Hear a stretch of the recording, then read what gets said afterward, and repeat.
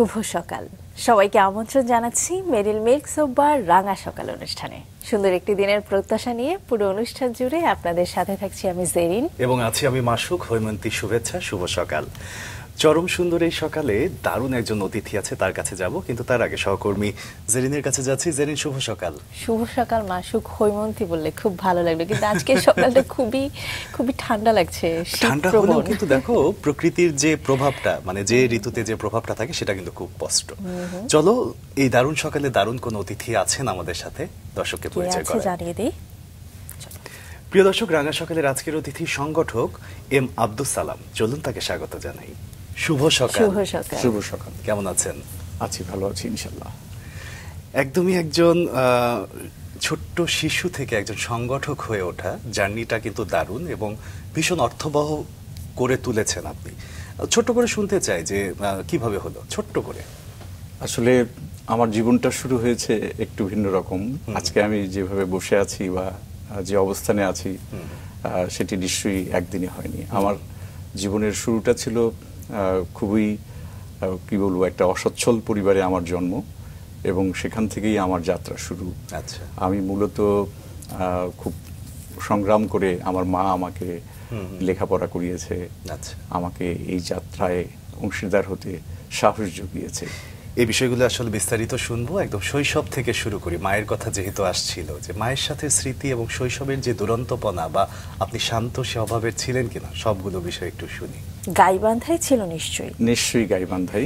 গাইবান্ধাতেই আমার জন্ম এবং গাইবান্ধাতেই আমার বেড়ে ওঠা। আচ্ছা। তো মায়ের সাথে আমার স্মৃতি হচ্ছে যে আমার মাই আমাকে যে শক্তি সাহস জুগিয়েছে, হয়তো সব মারাই করে, কিন্তু আমার মা অনেকটা ব্যতিক্রম মনে হয়েছে আমার কাছে। কারণ আমার বাবাও ছিলেন, কিন্তু আমার মা না থাকলে হয়তো আমার এই বেড়ে ওঠাটা, আমার লেখাপড়া শেখা, আমার বাইরের জগতে প্রবেশটা হতো না। আর ছেলেদের কেন যেন মায়ের প্রতি একটা ভালোবাসাও কাজ করে, মায়েরও মনে হয় তাই কাজ করে। সেটা অনেকটা ঠিক।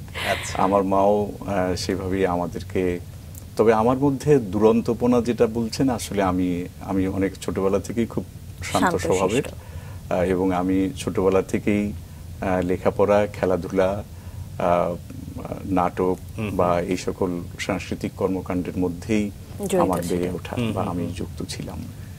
ছোটবেলায় সাংস্কৃতিক কর্মকাণ্ডের সাথে যুক্ত ছিলেন বলছিলেন, বিভিন্ন সাংস্কৃতিক সংগঠনের সাথেও আপনার একটা সম্পৃক্ততা ছিল, একটু শুনি সেখানকার অভিজ্ঞতা।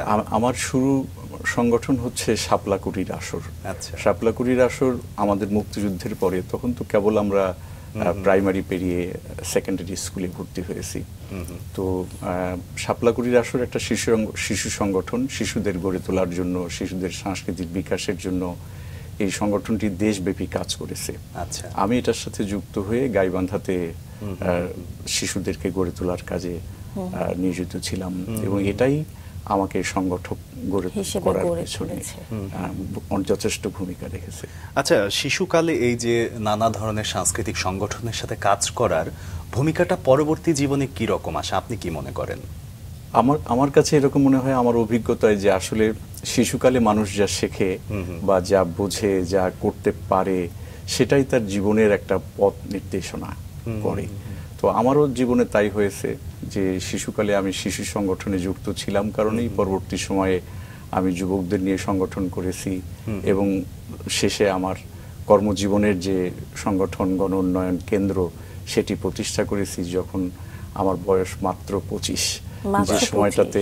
যে সময়টাতে আসলে আমাদের যুব তরুণরা হয়তো বেশিরভাগই এত সাংগঠনিক চিন্তা করে না। কিন্তু আমার যেহেতু বেড়ে ওঠাটা সংগঠনের মধ্য দিয়ে, মানে ছোটবেলা থেকে বিষয়টা আপনাকে ভাবাতো, পরবর্তীতে একদম তরুণ বয়সে সেটা শুরু করলেন। আবার একটু ছোটবেলায় ফিরতে চাই, বলছিলেন আমাদের ভাই বোন আপনারা, আপনি আসলে কততম ছিলেন? আমি 3 নাম্বার, আমরা 4 ভাই 1 বোন। আমি মাঝে, আমার বড় 2 ভাই, আমার ছোট 1 ভাই এবং তার ছোট বোন। তাদের সঙ্গে আসলে দুরন্তপনা বা শৈশবটা কেমন ছিল, ভাই বোনরা সবাই একসাথে? আমাদের ভাই বোনদের সম্পর্ক খুবই ভালো, এবং আমরা পরস্পরের একসাথেই বেড়ে উঠেছি, একসাথেই লেখাপড়া করেছি। একটা সহযোগী মনোভাবেই ছিল, এবং এখনো আমাদের সেই চর্চাটাই, যদিও আমরা আলাদা আলাদা থাকি, কিন্তু আমাদের ওই আন্তরিকতার চর্চাটা আমাদের মধ্যে আছে, এখনো চলো। শিশু কিশোর সংগঠন মেঘদূতের সাথেও আপনার একটা সম্পৃক্ততা ছিল, যেটা আসলে আপনাকে আপনার মানসিক জায়গাকে একটা অন্য রকম জায়গায় নিয়ে গেছে। আমরা একটু সেই গল্পটা শুনি। আমি মেঘদূত গাইবান্ধায় এবং উত্তরাঞ্চলে একটা পরিচিত নাট্য সংগঠন, সাংস্কৃতিক সংগঠন, আমি এটার সাথে যুক্ত হই 1978 সালে। এবং তার পরবর্তী সময়ে আমি এটার সাথে একজন অভিনয় কর্মী হিসেবেও কাজ করি, সংগঠক হিসেবেও ছিলাম।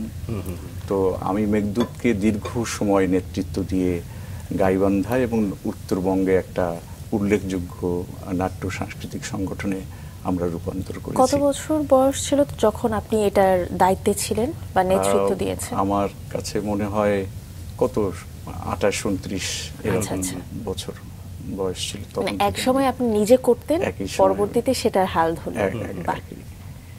বেশিরভাগ ক্ষেত্রেই যেটা দেখা যায় জেরিন, যারা সাংস্কৃতিক কর্মকাণ্ডে একটু সম্পৃক্ত থাকে, বাবা মা বা প্রতিবেশীরা বলে যে পড়াশোনা তো একদম গেল, কিন্তু আমরা আসলে আমাদের স্যারের কাছে সেটাই শুনি যে পড়াশোনা স্কুলের দিনগুলো কেমন ছিল। গাইবান্ধা সরকারি প্রাথমিক বিদ্যালয়, হয়তো আমার প্রাথমিক বিদ্যালয় তো গাইবান্ধায় আমি শেষ করি এবং তারপরে আমি সেকেন্ডারিতে ভর্তি হই। তো লেখাপড়াটা আমাদের জন্য একটু চ্যালেঞ্জিং ছিল, কেন যে তখনকার পরিবেশটা তো একটু ভিন্ন রকমের ছিল, আর আমার পরিবার যেহেতু অনেকটাই সামর্থ্যহীন পরিবারের মধ্যে ছিল, যার ফলে আমাদেরকে চ্যালেঞ্জ নিয়ে লেখাপড়া করতে হয়েছে, অনেক কষ্ট করে লেখাপড়া করতে হয়েছে। সেটা আমার কাছে মনে হয়। এমনকি আমাদের বইপত্র অন্যের পুরনো বই বা অন্য সাথীদের পুরনো বই নিয়ে এসে, যেটা আমার মা সংগ্রহ করে দিতেন, তো সেই বই নিয়ে পড়াশোনা করেই আমরা লেখাপড়া করেছি। আমাদের জীবনে আমরা যখন অনেক কষ্টের মধ্য দিয়ে একটা বড় পর্যায়ে যাই, তখন সে কষ্টের বিষয়গুলো শুনতে কেন যেন অদ্ভুত রকম অনুপ্রেরণামূলক হয়। পরবর্তী জীবনে কি কি কাজ করেছেন যার অনুপ্রেরণা আমরা এখন পাচ্ছি, স্যার সেই গল্পগুলো, সেই তথ্যগুলো একটু আমাদের কাছে আছে, একটু দর্শকদের জানিয়ে আসতে চাই। দর্শক, এম আব্দুস সালাম একজন বাংলাদেশি সমাজকর্মী এবং সংগঠক, যিনি 25 বছর বয়সে গণ উন্নয়ন কেন্দ্র প্রতিষ্ঠা করে চরাঞ্চল সহ দুর্যোগপ্রবণ অঞ্চলে শিক্ষা, মানবিক সহায়তা এবং উন্নয়ন কার্যক্রম পরিচালনা শুরু করেন। ব্রিটিশ সরকারি স্কলারশিপে 1993 সালে ব্র্যাডফোর্ড বিশ্ববিদ্যালয় থেকে পোস্ট গ্রাজুয়েশন সম্পন্ন করে উন্নয়ন ব্যবস্থায় বিশেষ দক্ষতা অর্জন করেন। তার নেতৃত্বে তিস্তা, ব্রহ্মপুত্র, যমুনাচরে 350টি উপ আনুষ্ঠানিক বিদ্যালয়, 26টি আনন্দলোক বিদ্যালয় এবং 3টি নিম্ন মাধ্যমিক বিদ্যালয় প্রতিষ্ঠিত হয়, যার মাধ্যমে হাজারো শিশুর শিক্ষা অধিকার নিশ্চিত হয়। GUK institute of engineering and technology এবং GUK residential model school and কলেজের মাধ্যমে স্থানীয় যুবকদের কারিগরি এবং আধুনিক শিক্ষার সুযোগ তৈরি করে। নারী ক্ষমতায়নে তার উদ্যোগে অন্তত 80,000 নারী অর্থনৈতিকভাবে স্বাবলম্বী হয়েছে এবং প্রায় 13,000 যুবক কারিগরি প্রশিক্ষণ শেষে কর্মসংস্থানে যুক্ত হয়েছে। 1987 সাল থেকে বন্যা, নদী ভাঙ্গন এবং অন্যান্য দুর্যোগে 6 লাখ মানুষের জন্য ত্রাণ, আশ্রয় এবং পুনর্বাসনের ব্যবস্থা করেন এবং 50টি আশ্রয় কেন্দ্র, ক্লাস্টার ভিলেজ এবং উঁচুকৃত বসত ভিটার মাধ্যমে ঝুঁকিপ্রবণ পরিবারগুলোকে নিরাপত্তা প্রদান করেন। তিনি উত্তরাঞ্চলের সাংবাদিকতার চর্চায়ও যুক্ত। তার সম্পাদনায় স্থানীয় দৈনিক আজকের জনগণ প্রকাশিত হচ্ছে 2003 সাল থেকে। শিক্ষা, দারিদ্র্য বিমোচন এবং দুর্যোগ ব্যবস্থাপনা বিষয়ে তিনি জাতীয় এবং আন্তর্জাতিক পর্যায়ে সেমিনার, কনফারেন্সে অংশ নিয়েছেন এবং বিশ্বের 60টিরও বেশি দেশে সফর করেছেন। 4 দশকের কাজের মাধ্যমে এম আব্দুস সালাম চরাঞ্চলের উন্নয়ন, শিক্ষা প্রসার এবং মানবিক সহায়তার একটি কার্যকর মডেল গড়ে তুলেছে। দর্শক, এই গল্পগুলোই একটু বিস্তারিত শুনে আসি অতিথির মুখ থেকে। জানছিলাম ছেলেবেলা সম্পর্কে, একটু স্কুলের জীবনটা আবারও ফিরে যাই, যে হাই স্কুলটা কোথায় ছিল, কেমন ছিল?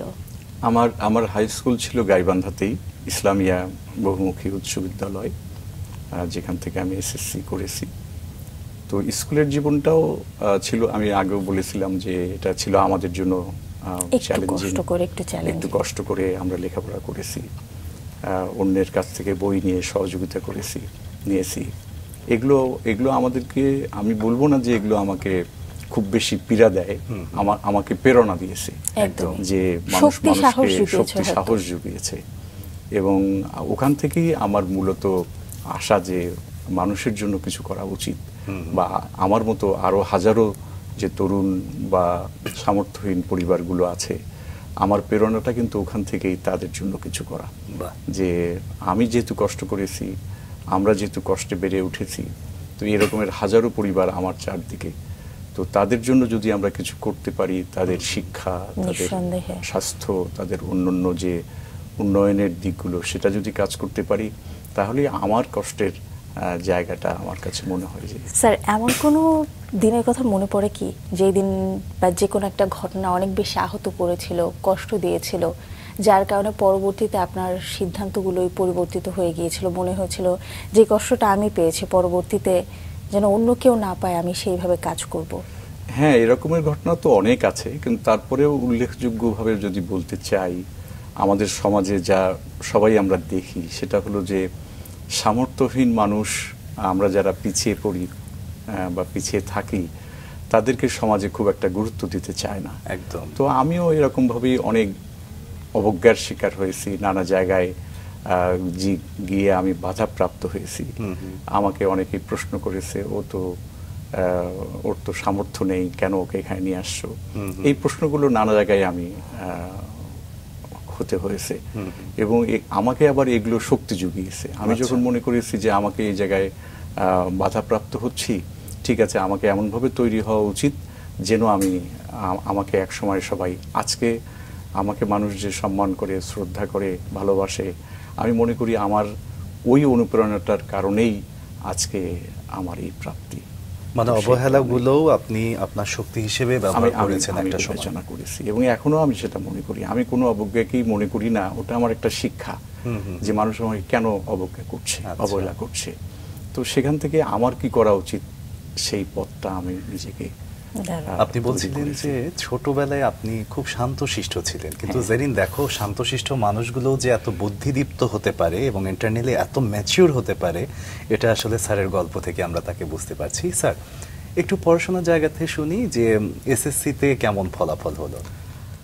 আমি আসলে লেখাপড়ার ক্ষেত্রে যদি বলি, আমি বরাবরই ওই প্রথম বেঞ্চিতে কখনো ছিলাম না। বাস্তবতা আসলে আমরা তো আমাদের সময়ে ওই বলা হতো ফার্স্ট বেঞ্চে, সেকেন্ড বেঞ্চে, থার্ড বেঞ্চে, ব্যাক বেঞ্চার, এগুলো খুব প্রচলিত ছিল। তা আমি সবসময়ের জন্য মানে সেকেন্ড বেঞ্চের ছাত্র ছিলাম। আমি কোনো সময়ের জন্য খুব হাই লেভেলে কিছু করতে পারিনি, আবার একেবারেই খুব খারাপ কিছু কখনো করিনি। একটা মধ্যম পর্যায়ের স্টুডেন্ট হিসেবে আমি সবসময় নিজেকে দেখেছি, এবং আমি এখনো সেটাই মনে করি যে ওটাই হয়তো আমার জন্য ভালো কিছু এনে দিয়েছে। কলেজ জীবনের সময়টা যেহেতু খুবই ছোট, কলেজ জীবনের সময়টা তো খুবই ছোট ছিল, আর আমার আসলে কলেজ জীবনটা আরো বেশি সংক্ষিপ্ত হয়েছে, কারণ আমি কলেজে ক্লাসে খুব একটা যাওয়ার আমার সুযোগ হয়নি। কারণ আমি কলেজের পাশাপাশি আমি সংগঠন, আমার কর্মকাণ্ড, এগুলোকে বেশি গুরুত্ব দিয়ে কাজ করেছি লেখাপড়ার পাশাপাশি। এটা কত সালের কথা বলছেন স্যার? আমি এটা বলছি, আমি 78-79 এই সময়টায় কথা, যখন আমি কলেজে 1980 বা 85 দিকে আপনার জীবনে দারুণ একটি ঘটনা আছে। আপনি আন্তর্জাতিক একটা যুব বর্ষে চীন সফরে গিয়েছিলেন। এটা আসলে সেই সময়ের জন্য আমার মনে হয় যে বিরল একটা অভিজ্ঞতা, এবং আঞ্চলিক জায়গা থেকেও দেখা যাচ্ছে যে অনেক মানুষ এটার জন্য আপনাকে অনেক শাবাশি দিয়েছেন। সেই জায়গা থেকে একটু গল্পটা শুনি। আমি আসলে 1985 সাল ছিল আন্তর্জাতিক যুব বর্ষ। তো এখানে চায়নাতে একটা আন্তর্জাতিক গ্যাদারিং হয়েছিল। বাংলাদেশ থেকে মাত্র 10 জন প্রতিনিধি, সরকারি বেসরকারি মিলে 10 জন প্রতিনিধি যাওয়ার সুযোগ হয়েছিল। আমি তাদের মধ্যে একজন। বেসরকারি প্রতিনিধি ছিলাম আমরা 4 জন। 4 জনের মধ্যে আমি ছিলাম একজন, এবং আমি যেহেতু একেবারেই মফস্বল থেকে, জেলা শহর থেকে, তার মানে আমি আমাকে মনে করি যে আমি একমাত্র মফস্বল জেলা শহর থেকে সেখানে প্রতিনিধি ছিলাম। তো এই 1985 সালে 1 মাস ব্যাপী চায়নাতে বিভিন্ন কর্মকাণ্ডে আমি অংশগ্রহণ করেছি, সামাজিক কর্মকাণ্ডে, সেখানকার সমাজ ব্যবস্থা সম্পর্কে ধারণা নিয়েছি, এবং সেখানে বসেই মূলত আমার এই গণোন্নয়ন কেন্দ্র প্রতিষ্ঠা করার চেতনাটা তৈরি হয়, এবং আমি ওখানে বসেই গণোন্নয়ন কেন্দ্রের সকল কিছু চিন্তাটাকে একটা ফলপ্রসূ রূপ দেওয়ার জন্য পরিকল্পনা নিয়ে ফিরি। এই যে দারুণ একটা অভিজ্ঞতার মধ্য দিয়ে আপনি গেলেন, কিন্তু হয় কি যে কোনো কিছুরই সুযোগটা আসে একটু নাটকীয় ভাবে। এই যে এই অপরচুনিটিটা, সেটা আপনার জীবনে কিভাবে আসলো? আমি ওই যে বললাম শিশু সংগঠন করতাম, যুব সংগঠন করতাম, এই সংগঠনগুলোই আমাকে এই সুযোগটা করে দিয়েছে। তৎকালীন সময়ে আমার যে যুব সংগঠন ছিল বাংলাদেশ গ্রামীণ যুব সমিতি, ওরাই আমাকে নমিনেশন দিয়ে সরকারের কাছে পাঠায়। তো তারপরে আমি একবার বাদ পড়েছিলাম, সেখানেও আমাকে বাদ দেওয়া হয়েছিল, যে আমি মফস্বল থেকে একমাত্র, ওই কারণে বাদ দেওয়া হয়েছিল। পরবর্তীতে আমি জানি না কি কারণে আবার আমাকে ডেকে নিয়ে বলা হয়েছে যে ঠিক আছে, আপনি এই টিমে থাকবেন। সুযোগগুলো হয়তো এইভাবেই হয়ে থাকে। সত্যিই তাই, এবং সুযোগগুলো আসলে গুণী মানুষরা কাজেও লাগান। দেখো আমাদের অতিথি ওখানে যাওয়ার পরে কিন্তু সেখানে একটা সিদ্ধান্ত নিয়ে ফেলেছেন যে উনি তার পরবর্তী জীবনে আরো কি কি করবেন, কি পদক্ষেপ নিতে চান, সেই গল্পগুলো শুনি চলো। স্যার একটু শুনতে চাই। আমি তো 85 সাল, তখন বয়স আমার 25। আমি বলেছি যে আমি ফিরে এসে ওখানে যে চিন্তা করেছি যে একটা কিছু করা দরকার মানুষের জন্য, তখন আমি ফিরে এসে গণোন্নয়ন কেন্দ্র প্রথম কাজটাই সেটা এক্সিকিউশন করলেন। এবং গণোন্নয়ন কেন্দ্র প্রতিষ্ঠা করি। আমার দৃষ্টিতে মনে হয়েছে যে আমি যে জায়গাটিতে বসবাস করি এখানকার সমস্যাটি কি। এই গাইবান্ধা অঞ্চলটা ছিল, আমরা সবাই জানি এখনো তাই, একটা দুর্যোগ প্রবণ জেলা, একটা দরিদ্র প্রবণ জেলা, এবং এখানকার মানুষ সবকিছুতেই পিছিয়ে এখনো উত্তর অঞ্চলের। তো আমার দৃষ্টিতে, এবং আমার পরিবার যেহেতু আবার আরো পিছিয়ে পড়া পরিবারের মধ্যে ছিল, আমি দেখেছি যে আমার পরিবারের চারপাশে বা আমাদের চারপাশে যারা ছিল তাদেরকে নিয়ে বিশেষ করে আমি নারীদের জীবন জীবিকা পরিবর্তনের জন্য কাজ করি, তাদের ক্ষমতায়নের জন্য কাজ শুরু করি। এবং এই যে তিস্তা, ব্রহ্মপুত্র, যমুনার যে ভাঙন এবং বন্যা প্রতি বছর, এই বন্যা কবলিত মানুষকে নিয়ে কিভাবে তাদের পরিবর্তন করা যায়, তাদের সহযোগিতা করা যায়, এগুলো নিয়ে আমি কাজ শুরু করি। আচ্ছা, শুরুটা করলেন তো আপনি দারুণভাবে, কিন্তু সেই দারুণ গল্পটাই একটু শুনতে চাই, যে শুরুটার গল্পটা কি আসলে? শুরুটার গল্পটা ছিল এরকম যে 1987 সাল আমরা জানি যে ভয়াবহ বন্যায় ডুবে যায় বাংলাদেশ এবং উত্তরবঙ্গ। তো এটা আমাকে বড় একটা চ্যালেঞ্জে ফেলে যায়। মানুষের দুঃখ কষ্টগুলো খুব কাছ থেকে দেখি, এবং দুঃখ কষ্টগুলোর সাথে আমিও যুক্ত হই, এবং চেষ্টা করেছি সেই সময় যে কিভাবে মানুষের পাশে দাঁড়ানো যায়, বন্যা কবলিত মানুষগুলোকে সহযোগিতা করা যায়।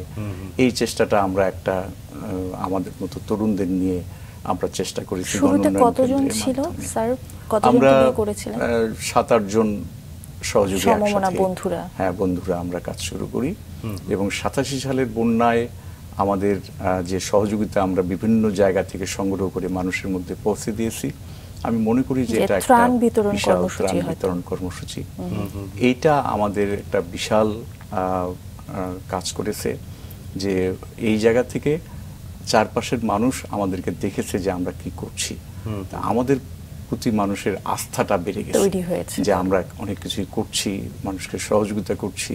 তো এই জন্য দেশি বিদেশি অনেক সংগঠন আমাদেরকে খুঁজে বের করে, এবং তারাও আমাদেরকে সহযোগিতা করে মানুষের পাশে দাঁড়ানোর জন্য। এই যে সাংগঠনিক কাজগুলো করতে গিয়ে আপনার বিভিন্ন সম্ভাবনার দ্বার উন্মুক্ত হয়েছে।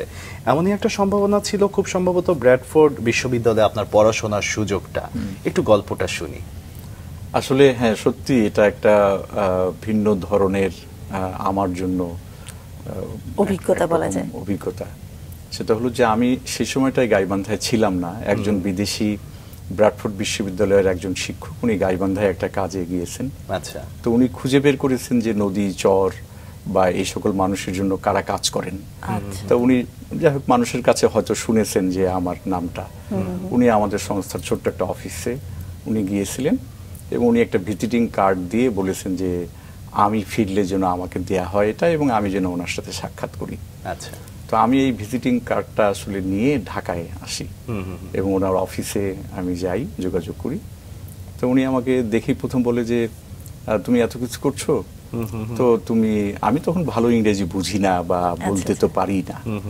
তো উনি আমাকে বললেন যে তুমি হায়ার এডুকেশনে যেতে চাও কিনা।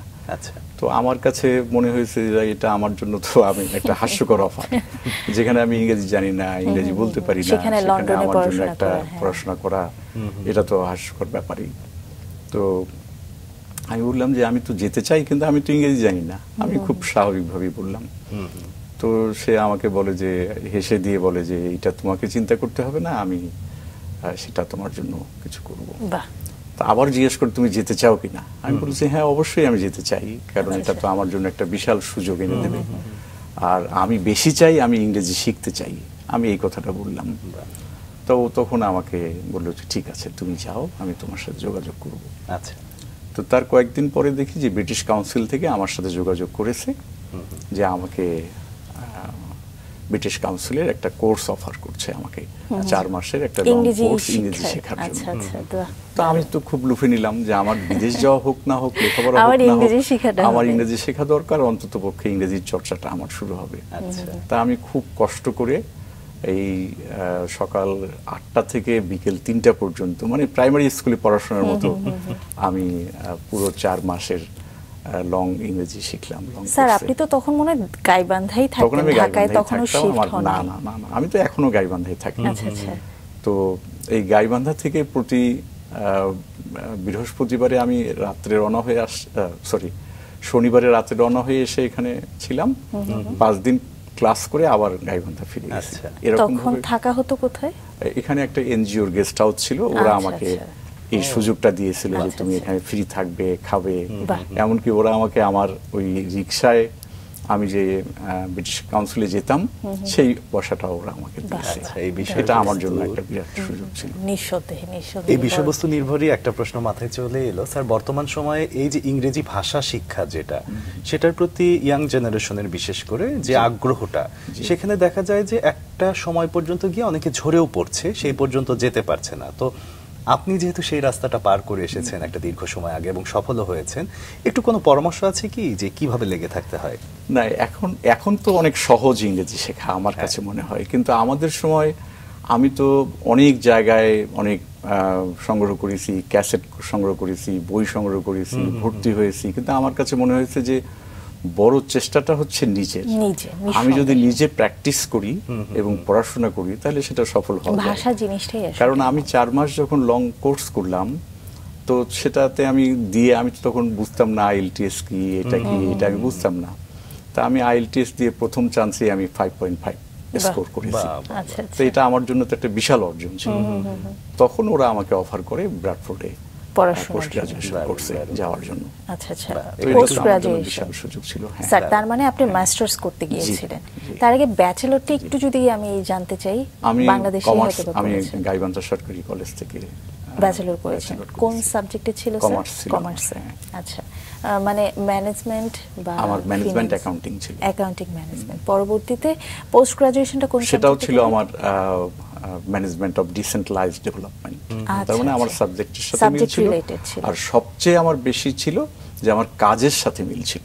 আমি যেহেতু ডেভেলপমেন্ট নিয়ে কাজ করছি, মানুষের ডেভেলপমেন্ট নিয়ে, আর ওইটা ছিল ডিসেন্ট্রালাইজড ডেভেলপমেন্ট ম্যানেজমেন্ট। তার মানে আমার কাজের সাথে বিকেন্দ্রীকরণের যে বিকেন্দ্রীকরণ বিষয়টা, উন্নয়ন। তার মানে আমার ওই শিক্ষাটা আমার কাজের সাথে মিল থাকার কারণে আমার কাজকে আরো বেশি ত্বরান্বিত করেছে এই বিষয়টা। বাহ, দারুণ। কেমন ছিল আসলে লন্ডনের ওটা কতদিনের তো আমার কোর্সটা জন্য ছিল? ওটা তো আমার জন্য ছিল একটা স্বপ্ন, কারণ আমি গাইবান্ধায় থাকা মানুষ, গাইবান্ধায় বড় হওয়া মানুষ, আর ওখানে গিয়ে আমি কষ্ট করেছি। আমি ওই সোসাইটিতে অ্যাডজাস্ট করতে পারিনি, আমার ফুড হ্যাবিটটা ছিল না, স্বাভাবিক এগুলো আমার জন্য খুব চ্যালেঞ্জ ছিল। একসময় আমি কান্নাকাটি করেছি যে আমি ফিরে আসব, কিন্তু তারপরেও আমি চেষ্টা করেছি যে না, আমাকে শেষ লেগে করেই থেকেছে। যেতে হবে। একদম। এটা ছিল আমার। কতদিন আমি লাগে সব course মিলিয়ে ছিল? 9 মাস মতো প্রায় ছিল। আচ্ছা, এবং জানেন এটা মনে হয় স্যারের পরিবারের জন্য অনেক ভালো লাগার একটা বিষয় ছিল যে ছেলে একদমই এই জায়গা থেকে ওই জায়গায় এবং সেখান থেকে নিজেকে আরো সমৃদ্ধ করে আসছে।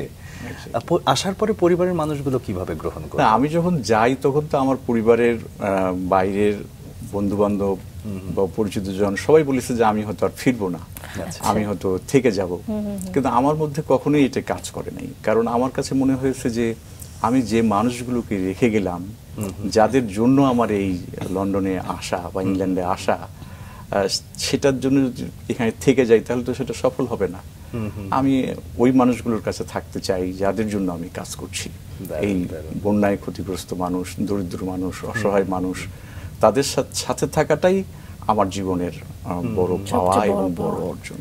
বিভিন্ন ধরনের ভাষাভাষী মানুষ এবং বিভিন্ন ধরনের কালচার থেকে নিজেকে সমৃদ্ধ করে ফিরে এলেন দেশে এবং নতুন উদ্যমে কাজ শুরু করলেন।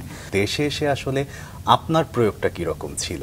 না, আমি তো বলেছি যে আমার কাজের সাথে যেহেতু আমার লেখাপড়ার একটা মিল ছিল, আমি ঠিক ওই মেলায় মেলায় কাজ করতাম তখন, যে ঠিক আছে আমি যা শিখেছি আমি একাডেমিক ভাবে যা অর্জন করলাম সেটা আমার প্রয়োগটুকু কতটুকু সম্ভব। আমার প্রতিষ্ঠান গণোন্নয়ন কেন্দ্র এবং গাইবান্ধায় ওই মানুষগুলোর উন্নয়নের জন্য আমি এটা পুরোপুরি ভাবে প্রয়োগ করতে পেরেছি, এবং এটা ছিল আমার এই লেখাপড়ার বড় সার্থকতা। আর একটা জিনিস আমার এখান থেকে হয়েছে, সেটা হচ্ছে আমার একটা আন্তর্জাতিক নেটওয়ার্ক তৈরি হয়েছে, যে নেটওয়ার্কটা আমাকে অনেক বেশি সাপোর্টিভ হয়েছে আমার জন্য। আচ্ছা আচ্ছা। এই যে চর অঞ্চলে যে আপনি শিক্ষার আলোটা ছড়িয়ে দিলেন, এক্ষেত্রে স্থানীয় মানুষরা আপনাকে কিভাবে সহযোগিতা করছিলেন? আমি 1992 সালে প্রথম এই শিক্ষা কার্যক্রম শুরু করি। তো প্রথম দিকে এটা অনেক চ্যালেঞ্জিং ছিল, কারণ আমাদের দেশের যে মানুষগুলো অসহায়, সামর্থ্যহীন বা যারা কিছু করতে পারে না, যাদের কোনো জায়গায় প্রবেশের সুযোগ নাই, বঞ্চিত মানুষ যাদেরকে আমরা বলি, এই মানুষগুলো কিন্তু আবার একটা দিকে হচ্ছে যে আমাদের এই নানা কারণের কিছু মানুষের উপরে নির্ভরশীল, যারা সমাজে নেতৃত্ব দেয় তাদের উপরে নির্ভরশীল। এই নেতৃত্ব দানকারী মানুষগুলো যেভাবে বলে সেইভাবেই এরা কাজ করে। আমরা যে চ্যালেঞ্জটা ফেস করলাম শুরুতে লেখাপড়া করতে গিয়ে, কারণ আমাদের লেখাপড়ার কারিকুলামের মধ্যে ছিল ছেলে মেয়েদেরকে নাচ গান শেখানো, কালচারাল জায়গাটাকে ডেভেলপ করা, তার মানসিক বিকাশে সাহায্য করা, এই শুধুই বই পড়ানো নয়। তো এইটা আমাদের গ্রামে যখন শুরু করলাম, তখন নানা ধরনের নেতৃস্থানীয় মানুষ, কিছু সংখ্যক মানুষ এটাকে বাধা দেয়া শুরু করলো। যে আমরা হয়তো ধর্মীয় চেতনার বাইরে কিছু করছি, আমরা হয়তো সামাজিকভাবে এদেরকে অন্যদিকে নিয়ে যাচ্ছি। এমনকি এমনও কথা বলেছে যে যেহেতু আমাদের প্রতিষ্ঠানে এবং আমার কাছে অনেক বিদেশিরা আসতো, বলছে যে আমরা খ্রিস্টান বানাচ্ছি এদেরকে, এই রকমের প্রোপাগান্ডা শুরু হয়ে গেল, মানে ভীষণভাবে। হ্যাঁ, এবং গ্রামে মানুষজন জড়ো করে আমরা বোঝানোর চেষ্টা করেছি, বলেছি যে দেখেন আমরা কি করছি, এগুলো আমরা অনেক চেষ্টা করেছি। এগুলো ছিল অনেক চ্যালেঞ্জিং একটা কাজ সেই সময়। এখন তো এগুলো কোনো ব্যাপার নয়, একদম সেই সময়ের জন্য এই বাধাগুলো অতিক্রম করাটাই ছিল আমাদের জন্য বড় চ্যালেঞ্জিং। তবে আমরা সবসময় চেষ্টা করেছি যে সকল মানুষকে নিয়ে প্রকৃত বিষয়টি আলোচনা করে তাদের সাথে কাজ করা, যার ফলে বাধাগুলো অতিক্রম করা সহজ হয়েছে আমাদের জন্য। স্যার, আপনার কাছে জানতে চাইবো যে বেশিরভাগ ক্ষেত্রেই দেখা যাচ্ছে উত্তরাঞ্চল তো আসলে একটু অর্থনৈতিক দিক থেকে একটু মন্দার দিকে থাকে, কিন্তু আপনার সমস্ত অ্যাক্টিভিটিগুলো সব তিস্তা নদী, ব্রহ্মপুত্র নদ, নদী কেন্দ্রিক বা নদীর পাশে হচ্ছে। নদীর প্রতি কি কোনো ভালোবাসা ছিল? আসলে নদীর প্রতি ভালোবাসা নাই, শুধু মানুষের প্রতি, নদী পারের মানুষের প্রতি ভালোবাসা। কারণ আমরা জানি যে স্বাভাবিক এলাকায় যে মানুষগুলো বসবাস করে তাদের যে সুযোগ, আর নদী পারের বা নদীর মধ্যে চরাঞ্চলের মানুষের যে সুযোগ, সেটা খুবই সীমিত।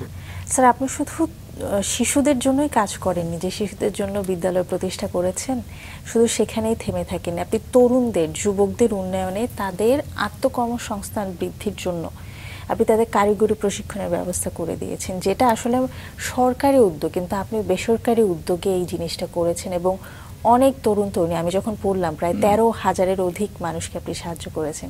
একটু বিস্তারিত শুনতে চাই। এটা একটা গুরুত্বপূর্ণ বিষয়, কারণ আমরা জানি যে চরের মানুষ, উত্তরাঞ্চল তো এমনি অবহেলিত, আবার নদী, চর, এই মানুষগুলো আরো বেশি বঞ্চিত। এখানে হয়তো কেউ লেখাপড়ারও সুযোগ পায় না, কারণ এখান থেকে স্কুল, শিক্ষা প্রতিষ্ঠান অনেক দূরে। তো আমরা চিন্তা করলাম যে প্রায় 15 বছর আগে, আজ থেকে আমরা চিন্তা করলাম যে এই তরুণদেরকে কিভাবে কাজে লাগানো যায়, দক্ষতা বৃদ্ধি করা যায়। তারা যদি দক্ষতা বৃদ্ধি করতে পারে তাহলে তাদের কর্মসংস্থানের সুযোগ নিজেরাই করতে পারবে। এই চিন্তা থেকে আমরা তরুণদেরকে নিয়ে এসে নানা ধরনের স্কিল ট্রেনিং এর ব্যবস্থা করলাম। এবং স্কিল ট্রেনিং শুধু ট্রেনিং করানো নয়, তাদেরকে আমরা ট্রেনিং শেষ করে তাদেরকে নানা চাকরিতে যাওয়ার সুযোগ করে দিলাম। এবং সেটা কোথায়, আমাদের দেশে তো অনেক প্রাইভেট সেক্টর, অনেক কোম্পানিরা কাজ করে, এই কোম্পানিগুলোতে তাদের একটা জবের সুযোগ করে দিলাম। আবার কেউ কেউ নিজেরাও এন্টারপ্রেনার হলো স্থানীয়ভাবে। তো এটা দেখলাম যে একটা বিশাল সাড়া ফেলেছে। তখন আমরা এই কার্যক্রমটাকে আরো বেশি ইনস্টিটিউশনালাইজ করার জন্য আমরা একটা ইনস্টিটিউট প্রতিষ্ঠা করলাম, যেটার নাম দিলাম জিইউকে institute of engineering and technology, যেটার মাধ্যমে আমরা একটা ডিপ্লোমা কোর্সও আমরা অফার করছি, পাশাপাশি আমরা শর্ট কোর্সে তাদেরকে প্রশিক্ষণ দিয়ে বিভিন্ন প্রাইভেট সেক্টর এবং এন্টারপ্রেনার হওয়ার জন্য সহযোগিতা করছি। স্যার, আপনি সবসময় দেখা যাচ্ছে যেটা করেছেন যে সমাজের উন্নয়ন নিয়ে ভেবেছেন। সমাজের উন্নয়ন নিয়ে ভাবলে শুধু পুরুষ না, নারীদেরকে নিয়েও ভাবতে হয়, যেহেতু অর্ধেকই নারী জনসংখ্যায়। তো সেই জায়গা থেকে নারীর ক্ষমতায়নে আপনার অ্যাক্টিভিটিগুলো বা আপনার কার্যক্রমগুলো শুনি। আমরা যেহেতু জানি যে আমাদের সমাজে নারী পুরুষ তো অনেক জায়গায় বঞ্চিত উভয়ই, কিন্তু নারীরা অনেক বেশি বঞ্চিত, বিশেষ করে আমাদের সমাজে। তো আমরা চিন্তা করেছি যে সেই নারীদেরকে যদি আমরা একটু সামনের দিকে এগিয়ে যেতে সহযোগিতা করি, তাদের কর্মসংস্থান, তাদের অভিজ্ঞতা, তাদের দক্ষতা বৃদ্ধি করতে সাহায্য করি এবং তাদের নেতৃত্ব বিকাশে যদি তাদের পাশে থাকি, অন্তত তারা সমাজে গুরুত্বপূর্ণ ভূমিকা পালন করতে পারে। আর ব্যক্তিগতভাবে আমার কাছে মনে হয় যে আমাদের মতো অনেক পুরুষের চেয়েও নারীরা অনেক বেশি সমাজে অবদান রাখে, ভূমিকা রাখে। কারণ তারা একে তো আমাদের সন্তান জন্ম দিয়ে সেই সন্তানকে বেড়ে ওঠার জন্য, ভালো নাগরিক করার জন্য তার অবদানটাই উল্লেখযোগ্য। তো সেটা তো একটা দিক আছেই। তো পাশাপাশি তারা সমাজে এবং রাষ্ট্রে অনেক গুরুত্বপূর্ণ ভূমিকা পালন করতে পারে। সেই কারণেই আমরা তাদের নেতৃত্ব বিকাশের জন্য তাদের পাশে থেকেছি, তাদেরকে সহযোগিতা করেছি। কি ধরনের সহযোগিতা করেছেন? সেটা তাদেরকে প্রশিক্ষণ দিয়ে তাদের দক্ষতা বৃদ্ধি করা, এবং আমরা জানি যে তারা পুরুষের চেয়ে বেশি কাজ করে, কিন্তু সেটা পরিবারে, সেটা দৃশ্যমান নয়। তো আমরা চেষ্টা করেছি যে তাদেরকে দৃশ্যমান কাজের সাথে সংযুক্ত করে আয় তার বৃদ্ধি করা এবং সেই কর্মসংস্থানের সুযোগ করা, আবার সেই কর্মসংস্থানের যে অর্জিত আয়টা সেটা সে যেন নারী নিজে ব্যবহার করতে পারে, নিজে কাজে লাগাতে পারে, সিদ্ধান্ত নিতে পারে। এই প্রক্রিয়ায় তাদেরকে নানাভাবে সচেতনতা বৃদ্ধি করা এবং প্রশিক্ষিত করা, এটাই আমাদের। স্যার, যদি একটু জানতে চাই যে শুরুর দিকে কি কি প্রশিক্ষণের ব্যবস্থা আসলে করেছিলেন? আমরা নারীদেরকে নেতৃত্ব বিকাশের জন্য প্রশিক্ষণ দেই, তাদের দক্ষতা উন্নয়ন বৃদ্ধির জন্য প্রশিক্ষণ দেই, এবং তাদেরকেও আমরা একই ধরনের, এই যে আগে যেমন আমরা তরুণদের দক্ষতা বৃদ্ধির জন্য প্রশিক্ষণ দিয়েছি, এই ধরনের প্রশিক্ষণগুলো আমরা নারীদেরকে। কোন কোর্স ছিল যে এই কোর্স ছিল? হ্যাঁ, আমাদের 5 দিনের কোর্স, নেতৃত্ব বিকাশের কোর্স, এমনকি যে সকল নন ট্রেডিশনাল কাজগুলো, অর্থাৎ নারীরা যে কাজগুলোতে খুব একটা যুক্ত থাকে না, যেমন ইলেকট্রিশিয়ান, আমাদের দেশে তো নারী ইলেকট্রিশিয়ান খুঁজে পাওয়া যায় না। তাহলে আমরা এই ধরনের কাজগুলোতেও তাদেরকে নিয়োজিত করি, যাতে করে তার আমাদের সমাজের যে ট্রেডিশনটা, সেটা যেন এই ধারণাগুলো, এগুলো যেন পরিবর্তন করতে পারে তারা, যে তারাও যে সব কাজ করতে পারে, এইটাকে প্রমাণিত করা। আর যার ফলে আমাদের, বিশেষ করে আমি গাইবান্ধার কথা যদি বলি, তাহলে এখানে অনেক গ্রাম অঞ্চলে অসংখ্য নারী নেতৃত্ব গড়ে উঠেছে, যারা এখন সমাজে, গ্রামে বিচার সালিসিতে নেতৃত্ব দিচ্ছে, যারা এখন সামাজিক প্রতিষ্ঠানে নেতৃত্ব দিচ্ছে, বিভিন্ন কমিটিতে তারা প্রধানের দায়িত্ব পালন করছে। তো এই জায়গাগুলোতে তাদের ভূমিকা অনেক বেড়েছে। এটা নিঃসন্দেহে দারুণ একটা অবদান। এবং স্যার, একটু জানতে চাইবো যে নারী নেতৃত্ব যখন আপনি স্কুল নিয়ে কাজ করছিলেন, সেটাতে বাধা এসেছে।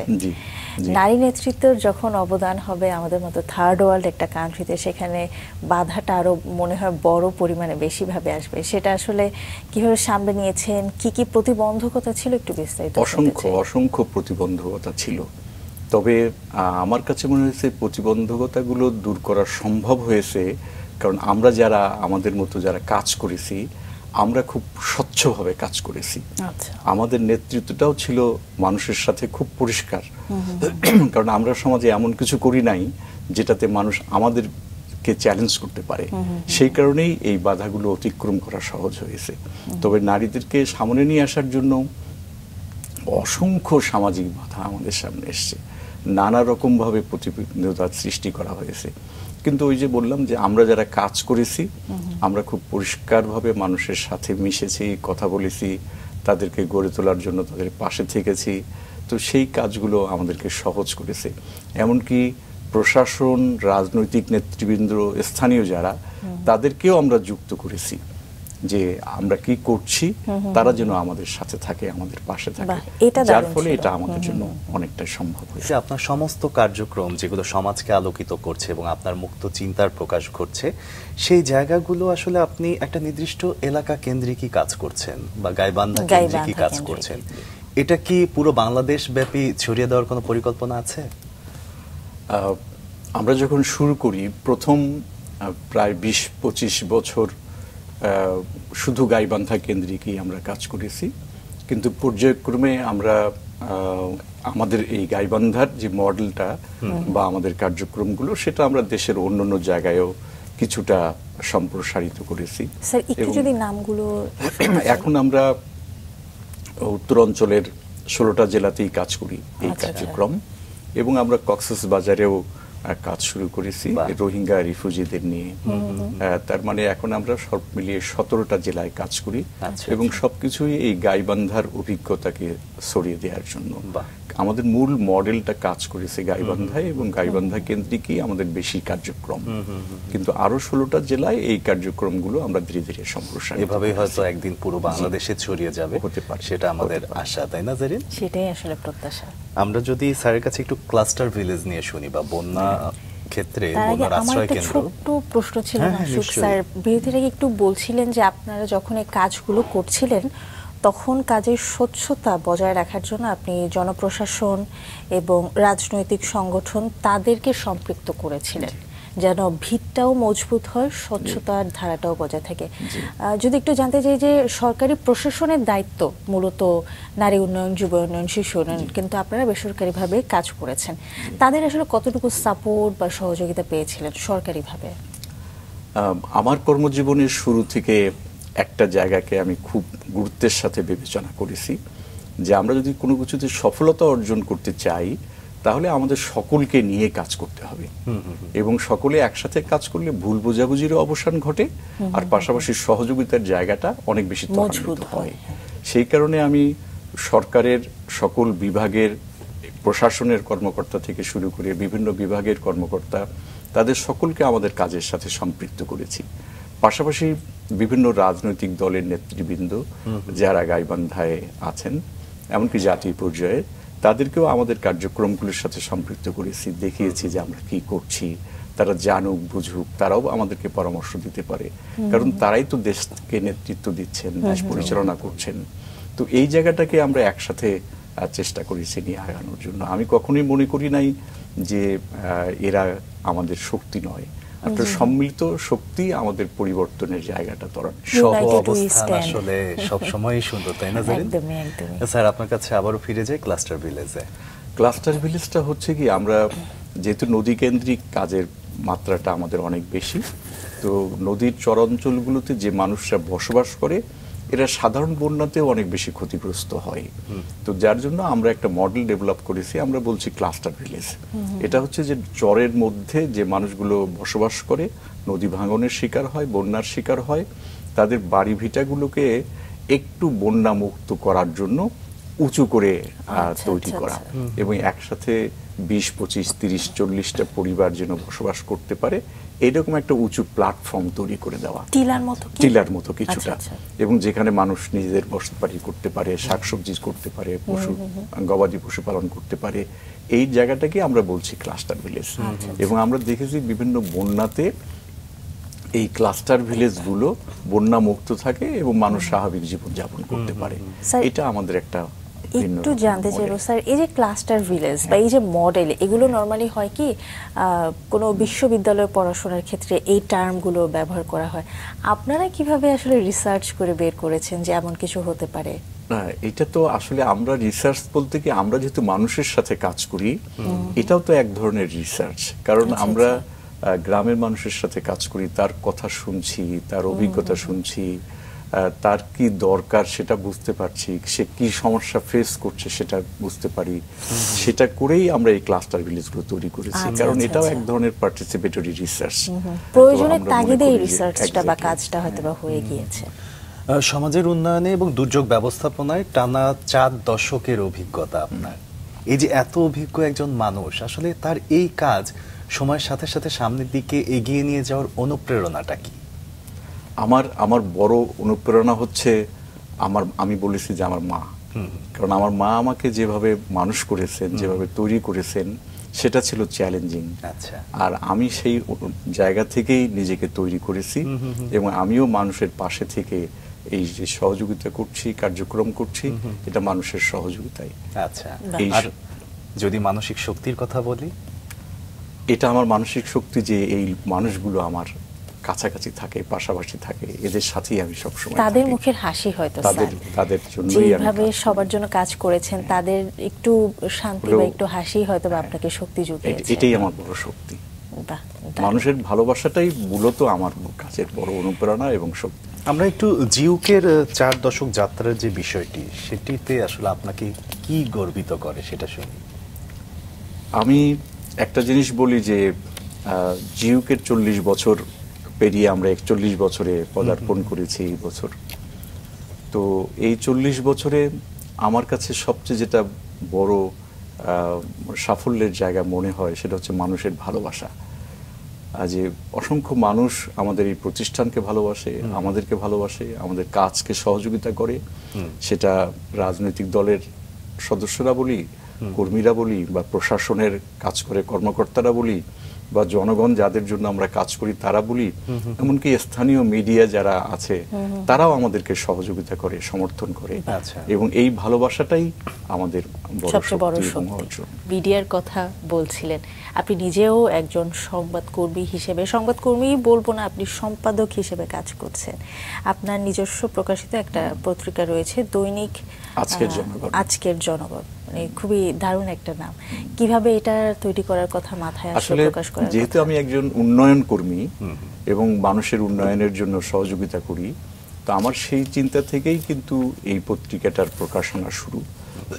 আমার কাছে মনে হয়েছে যে আমাদের মেইন স্ট্রিমিং মিডিয়াতে ওই চরের মানুষের কথা, সাধারণ মানুষের কথাগুলো খুব একটা স্থান পায় না। তখন আমার মনে হলো যে আমাদের মানুষ যা বলতে চায় সেটা তো আমাদের পলিসি মেকারদের কাছে তুলে ধরা দরকার, সেটা তো আমাদের প্রশাসনের কাছে, রাজনৈতিক নেতৃবৃন্দের কাছে, জনগণের কাছে তুলে ধরা দরকার। তখন আমি মনে করি যে শুধুমাত্র মানুষের কথা নিয়ে, তাদের গল্প নিয়ে এই পত্রিকাটা বের হবে, এবং তখন এটা শুরু হয় যাত্রা। স্যার কত সাল থেকে? এটা শুরু হয়েছে 2003 সালে। স্যার, এই যে এত দীর্ঘ অভিজ্ঞতা, এই অভিজ্ঞতার মধ্যে আমরা লক্ষ্য করেছি যে আপনি আন্তর্জাতিক বিভিন্ন সেমিনারে অংশগ্রহণ করেছেন এবং সেখানে নিজের চা পাওয়াগুলো শেয়ার করেছেন। আমরা সেই অভিজ্ঞতাগুলো একটু শুনি। কোথায় কোথায় সেমিনারে অংশগ্রহণ করেছেন? 60টারও বেশি মনে হয় দেশের সফর করেছেন। আমার সুযোগ হয়েছে, বিশেষ করে আমরা জানি যে বাংলাদেশ বর্তমানে জলবায়ুর প্রভাবে এক ক্ষতিগ্রস্ত দেশের মধ্যে অন্যতম একটি দেশ, এবং যে কারণে আমরা এই যে আজকে দুর্যোগ, বন্যা, নদী ভাঙ্গন বা খরা বা প্রাকৃতিক দুর্যোগগুলো আমাদের এখানে আসছে, সেটার অন্যতম কারণ তো হচ্ছে জলবায়ু পরিবর্তনের প্রভাব। তো আমি বিগত 2007 সাল থেকে জলবায়ু পরিবর্তনের প্রভাবে যে আন্তর্জাতিক সম্মেলনগুলো হয় সবগুলোতেই প্রায় পার্টিসিপেট করেছি, এবং আমরা চেষ্টা করেছি যে বাংলাদেশের সমস্যাগুলোকে তুলে ধরা এবং কিভাবে সমাধান করা যায়, অথবা আমাদের যে অধিকার, আমরা যে ক্ষতিগ্রস্ত হচ্ছি, আমাদের মানুষগুলো ক্ষতিগ্রস্ত হচ্ছে, আমাদের সম্পদহানি হচ্ছে, সেগুলোকে কিভাবে তুলে ধরা যায় আন্তর্জাতিকভাবে, এবং আমাদের ক্ষতিগুলো সামলানোর জন্য, ক্ষতিগুলো কমানোর জন্য কি পদক্ষেপ নেওয়া যায়, সেই অভিজ্ঞতাগুলো আমরা শেয়ার করেছি বিভিন্ন জায়গায়। এমনকি সেই সকল জায়গায় আমরা ছোট ছোট সেমিনারে এই যে আমরা যে ক্লাস্টার ভিলেজ মডেল বা আমাদের এই মডেলগুলো, আমাদের এই কার্যক্রমগুলির অভিজ্ঞতা এবং সাফল্যটাও আমরা তুলে ধরেছি। এইভাবে আমরা চেষ্টা করেছি যে আমাদের মডেলটাকে তুলে ধরা, পাশাপাশি আমরা যে ক্ষতিগ্রস্ত দেশ, আমাদের মানুষ ক্ষতিগ্রস্ত হচ্ছে, তাদের জীবন জীবিকা ক্ষতিগ্রস্ত হচ্ছে, সেগুলোকে তুলে ধরা। অনেক ধরনের প্রাকৃতিক দুর্যোগ তো আছেই স্যার। অতি সাম্প্রতিক সময়ে আমরা যেটা দেখতে পাচ্ছি যে ভূমিকম্পের একটা প্রভাব লক্ষ্য করা যাচ্ছে, এটা নিয়ে কোনো ভাবনা আছে আপনার? আসলে ভূমিকম্প নিয়ে এখনো তো আমরা বাংলাদেশি ওই রকম ভাবে চিন্তা ভাবনা হয় নাই, যেহেতু এটার ওইভাবে আমাদের সামনে আসে নাই। তো নিশ্চয়ই এটা নিয়ে হয়তো ভবিষ্যতে আমরা কাজ করব। স্যার, একটু একটা বিষয় জানতে চাচ্ছিলাম যে আপনারা এই যে এত কার্যক্রম, এত বিস্তৃত কার্যক্রম, এখানে ফান্ড রেজিংটা আসলে কিভাবে হয়? আমাদের প্রতিষ্ঠানের প্রধান ফান্ড রেজিং এর প্রথম দিকে উৎস ছিল যে বৈদেশিক সাহায্য, নানা প্রকল্পের মাধ্যমে বৈদেশিক সাহায্যগুলোকে সুযোগগুলোকে নেয়া, এবং এটাই ছিল আমাদের বিভিন্ন প্রকল্পের মাধ্যমে কাজ করা। আরেকটি বিষয় হচ্ছে যে আমরা সম্প্রতিকালে নিজেরা কিছু সামাজিক ব্যবসায় উদ্যোগ গ্রহণ করেছি, যেগুলোর আয় থেকে আমরা এই ধরনের উন্নয়নমূলক কার্যক্রমগুলোতে ব্যবহার করা এই অর্থটা।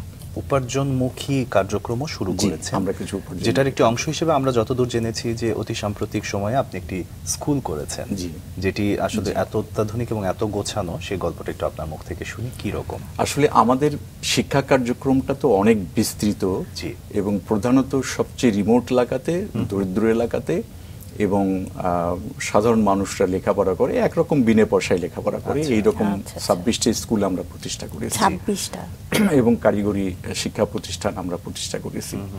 তো আমরা দেখেছি যে সামর্থ্যহীন মানুষগুলো আমাদের স্কুলে ছেলেমেয়েরা পাঠায় এবং তারা লেখাপড়া করে। সম্প্রতি আমরা একটা স্কুল করেছি, আবাসিক স্কুল, যেটার আমরা নাম দিয়েছি জিউকে residential model school and college, যেটা 20 বিঘা জমিতে প্রতিষ্ঠিত, এবং এটা একটা অত্যাধুনিক অবকাঠামো দিয়ে তৈরি করা। এখন স্বাভাবিকভাবে প্রশ্ন আসতেই পারে যে আমরা দরিদ্র মানুষের জন্য কাজ করি, তাহলে এই স্কুল কেন? এখানে তো দরিদ্র মানুষ সুযোগ পাবে না। তা আমাদের যুক্তিটা হলো যে আমরা এই স্কুলটা করেছি আয় উপার্জনের জন্য। আমরা সামর্থ্যবান মানুষের ছেলেমেয়েরা এখানে লেখাপড়া করবে, তারা যে এখানে ফি দেবে সেটার লভ্যাংশ দিয়ে আমরা এই যে সামর্থ্যহীন 26টা স্কুলে লেখাপড়া করছে ছেলেমেয়েরা, তাদেরকে বা আরো সম্প্রসারিত করব স্কুল শিক্ষা প্রতিষ্ঠান, এই অর্থ দিয়ে আমরা সেই ধরনের কার্যক্রম পরিচালনা করার জন্য এই বিনিয়োগটা আমরা করেছি। আপনাদের খুব সুদূর প্রসারী পরিকল্পনা, খুব দারুণভাবে প্ল্যান করে। আমরা তো বৈদেশিক সাহায্যের উপর নির্ভরশীল হয়েই বা কতদিন থাকবো? তা আমাদের তো সামর্থ্যবান মানুষ আছে, তারা তো কোথাও না কোথাও ছেলেমেয়েদেরকে শিক্ষার জন্য পাঠায়। তা আমরাই যদি সেই কোয়ালিটি এডুকেশনটা দিতে পারি, ভালো অবকাঠামোতে দিতে পারি, ভালো পরিবেশে তাদেরকে শেখাতে পারি, এবং সেখান থেকে যদি আমরা কিছু আয় উপার্জন করতে পারি, সেটা যদি আবার দরিদ্র শিশুদের জন্য ব্যয় করি, তাহলে এটা সাস্টেনেবল একটা ওয়ে আমাদের জন্য। তা আমরা এই ধরনের কিছু কার্যক্রম এখন হাতে নিয়েছি, যাতে করে নিজেরাই নিজেদেরকে স্বাবলম্বী হিসেবে গড়ে তুলতে পারি। অবশ্যই শুভকামনা থাকলো এমন একটি মহতী কার্যক্রমে আপনাদের। ঠিক এই জায়গাতে আপনার কাছে জানতে চাইবো যে চরাঞ্চলে শিশুদেরকে অনেক দিন থেকেই শিক্ষা দিচ্ছেন, তাদের সুবিধাগুলো নিয়ে আপনি সবসময় ভাবছেন, ভবিষ্যৎ পরিকল্পনা কি বা আপনার স্বপ্নটা কি দেখছেন? আসলে ভবিষ্যৎ পরিকল্পনা এবং স্বপ্ন হচ্ছে, তো আমরা তো চাই যে আমাদের স্বপ্নটা বাংলাদেশের সব শিশুরা, সব মানুষ ভালোভাবে খেয়ে পড়ে তার অধিকার নিয়ে বেঁচে থাকবে, এটা তো আমাদের স্বপ্ন। তো এই স্বপ্ন বাস্তবায়নটা তো খুব সহজ বিষয় নয়, যে কারণেই কিন্তু আমরা গণ উন্নয়ন কেন্দ্র খুব স্লোলি আমরা কার্যক্রম সম্প্রসারণ করেছি। আমরা মনে করি না যে একবারই সকল মানুষের পরিবর্তন করা সম্ভব। আমরা গাইবান্ধাকে বা গাইবান্ধার কিছু এলাকাকে আমরা মডেল করেছি। আমরা প্রতিবন্ধীদের নিয়ে কাজ করি, প্রতিবন্ধী শিশু, প্রতিবন্ধী মানুষ, তাদের উন্নয়নের জন্য আমরা কাজ করি। তাদেরকে আমরা তো জানি যে তারা প্রতিবন্ধীরা অনেক বেশি বঞ্চিত, তাদেরকেও আমরা সামনের সারিতে নিয়ে আসতে চাই। সেই কার্যক্রমগুলোকে একটা জায়গায় আমরা মডেল হিসেবে তৈরি করছি, পর্যায়ক্রমে যাতে সারা দেশে এটি ছড়িয়ে যায় এবং সকল মানুষ ভালোভাবে বাঁচতে পারে তার অধিকার নিয়ে। এটাই আমাদের স্বপ্নের বড় জায়গা। মানে পুরো বাংলাদেশকে আপনি একটা পরিবারের জায়গা থেকে দেখছেন, কিন্তু একদমই যদি নিজের পরিবারের কথা বলি, যে পরিবার থেকে সাপোর্ট না পেলে আসলে এত বিস্তৃত ভাবনাটা ভাবাই সম্ভব না। অবশ্যই আপনার পরিবার থেকে কেমন সহযোগিতা? আমি আসলে তো এটা সত্যি কথাই বলেছেন যে আমার এই জায়গায় আসার পেছনে আমি যেমন আমার মায়ের অবদানকে বারবার নিয়ে আসছি, একই রকমভাবে এখন আমার যে পরিবার, আমার স্ত্রী, আমার সন্তানরা, তারা যদি আমার পাশে না থাকতো, তারা যদি আমাকে শক্তি সাহস না যোগাতো, তাহলে তো আমি এই জায়গায় আসতে পারতাম না। যেমন আমি এই প্রতিষ্ঠান যখন করি গণ উন্নয়ন কেন্দ্র, আমি একটু অল্প সময়ে মানে আগেই বিয়ে করেছি, স্বাভাবিকভাবেই সে আমার সহযাত্রী। তো স্বাভাবিকভাবে আমার এই কর্মকাণ্ডে তার প্রত্যক্ষ সহযোগিতা, সার্বক্ষণিকভাবে মানসিক সহযোগিতা, এটা আমার একটা বিশাল শক্তি দিয়েছে, এবং যার ফলে আজকের একটু জানতে ইচ্ছে করছে যে তার সঙ্গে আপনার পথ চলাটা কত বছরে? সেটাও অনেক বছরের, সেটাও প্রায় বলবো 40 বছরের। 40 বছর, আমি বললাম যে আমি একটু আর্লি, দীর্ঘ একটা সময়। তো স্বাভাবিকভাবে এটাও আমাকে একটা শক্তি দিয়েছে। এবং 40 বছর পরেও তার কথা মনে করে আপনি এত মিষ্টি করে হাসছেন। না, অবশ্যই তার প্রতি ভালোবাসাটা আসলে এতেই প্রকাশ পেয়ে যায়। দারুণ, এবং নিশ্চয়ই উনি এটাই হয়তো যখন শ্রদ্ধা মাসুক। একদম প্রোগ্রামটা দেখবেন জেরিন, তারও ভালো লাগবে, তাই না? নিঃসন্দেহে। স্যার, আমরা আপনার অবসর সময় সম্পর্কে একটু শুনি, যে এই যে এত ব্যস্ত মানুষ, এত এত কাজ, এত দায়িত্ব, এত স্বপ্ন, সেই মানুষটার অবসর কেমন? আসলে তো অবসর বলতে কিছু নেই, বাস্তবতা হচ্ছে সবসময় কাজ নিয়েই ভাবি, কাজের নানা ক্ষেত্র খুঁজে বেড়াই, নানা বইপত্র পড়াশোনা করি, এই সেক্টরের, ডেভেলপমেন্ট সেক্টরের ইতিহাস জানার চেষ্টা করি, বিভিন্ন ইতিহাস খুঁজে বেড়াই যে কিভাবে তারা পরিবর্তন করেছে, সেগুলো একটু বোঝার চেষ্টা করি, কিভাবে মানুষের উন্নয়নে একটা জাতি, একটা গোষ্ঠী, একটা দেশ কিভাবে তারা এগিয়ে গেছে, সেই ইতিহাসগুলো পড়ার চেষ্টা করি, বোঝার চেষ্টা করি, এবং এইভাবেই আমার অবসর সময়টা কাটে। মূলত আমি যদি বলি তাহলে পড়াশোনাটাই আমার বড় জায়গা, বড় শক্তি, এবং সেটা নানা ইতিহাস, মানুষের উন্নয়নের পরিকল্পনা, কিভাবে মানুষের জীবনী পরিবর্তন হয়েছে, সেগুলো নিয়ে আমার বেশিরভাগ সময়টা কাটে। স্যার, সাম্প্রতিক সময় যে জিনিসগুলো আমরা দেখলাম, যেমন গত বছরের কথাই বলি, ফেনীতে যখন বন্যা হলো, আমরা দেখেছি ঝাঁকে ঝাঁকে তরুণরা মানে নিবেদিত প্রাণ হয়ে কাজ করেছে, একদমই নিজেদের ইচ্ছায় তারা ঢাকা থেকে বা বিভিন্ন অঞ্চল থেকে সেখানে গিয়েছে, থেকেছে, অক্লান্ত পরিশ্রম করেছে শুধুমাত্র মানবিক কাজ করার জন্য।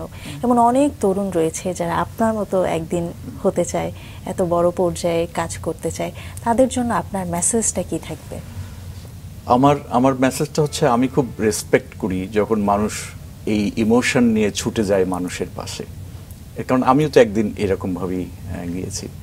আমি ভীষণ রেসপেক্ট করি, এবং আমি মনে করি যে এই তরুণরাই একদিন বাংলাদেশের নেতৃত্ব এখন দিচ্ছে, দেবে, এবং তাদের মাঝেই আমার কাছে মনে হয় যে বিশাল সম্ভাবনা। তারা যদি সুযোগ পায়, নিশ্চয়ই আমাদের দেশটাও একদিন পরিবর্তন হবে। আমার পরামর্শ হচ্ছে যে কোনো না কোনোভাবে মানুষের, যারা বিশেষ করে লেখাপড়া করছে, তাদের সামাজিক কর্মকাণ্ডের সাথে যুক্ত হওয়াটা খুব যুক্তিযুক্ত। কারণ লেখাপড়ার পাশাপাশি যখন সামাজিক কর্মকাণ্ডের সাথে সে সম্পৃক্ত হবে, সে সমাজকে বুঝবে, মানুষকে বুঝবে, এবং মানুষের প্রকৃত সমস্যাগুলো বুঝে ভবিষ্যতে মানুষের পাশে থাকবে। একদমই তাই। স্যার, আমাদের সময় আজকের একদমই শেষ, আমরা চলে এসেছি আয়োজনের একদম শেষ পর্যায়ে। অনেক ভালো থাকবেন, শুভকামনা। আপনাদেরকে অনেক ধন্যবাদ, অনেক শুভকামনা, এবং বিশেষ করে মাছরাঙ্গা টেলিভিশনের এই রাঙ্গা সকালকে আমি অনেক শুভকামনা জানাই। ধন্যবাদ।